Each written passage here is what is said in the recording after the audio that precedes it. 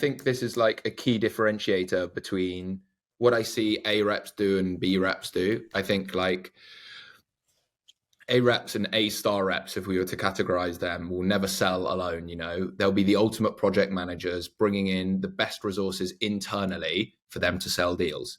Now, you're only going to know about those resources or be able to leverage them if you've built really strong internal relationships with those specific people.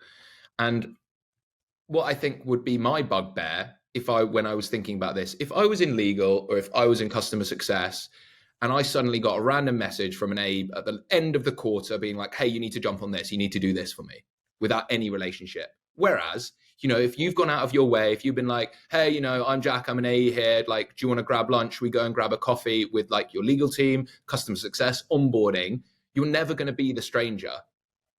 And most of the time we're asking for it, right? We're asking for their time to help us in one deal or multiple deals.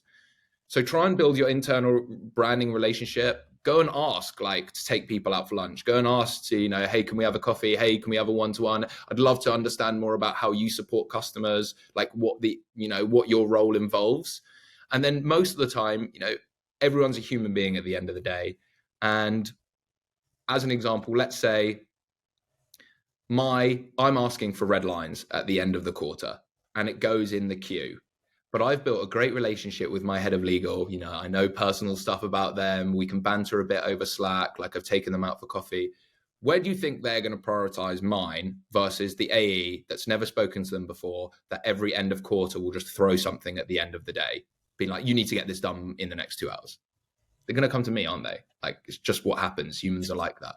So I think it's a critical part of being an effective project manager and being an effective AE is building a really strong internal brand and connecting with as many people as possible.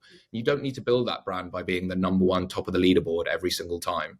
Like, you can do it by just being a nice person and speaking to other people as much as possible.